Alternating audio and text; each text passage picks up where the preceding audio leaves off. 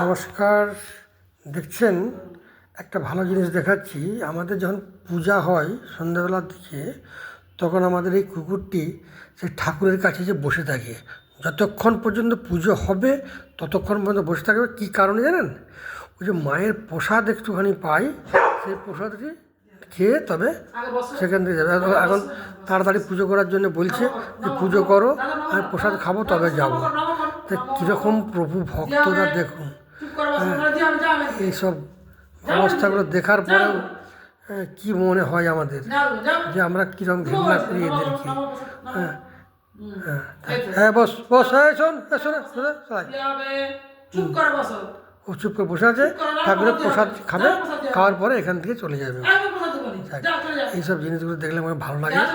হ্যাঁ, কিন্তু দেখুন ও কীভাবে কী করছে বলতে চাচ্ছি যে প্রসাদ দাও তবে আমি যাব।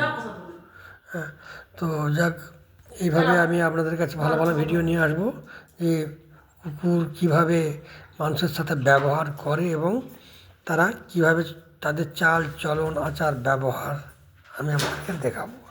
আর দেখুন, আয় চলাই, এবার চলাই চলাই, হ্যাঁ আমার এবার বলে হ্যাঁ প্রসাদ হয়ে গেছে, দেখবে এবার চলে এসেছে। দেখুন ও ঠিক চলে আসলো, মানে প্রসাদ চাইতে গেলো যে আমাকে প্রসাদ দেওয়া হোক, ঠিক চলে এলো আমার সাথে।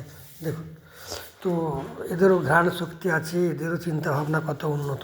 ঠিক আছে, নমস্কার, রাখলাম। হ্যাঁ, ধন্যবাদ।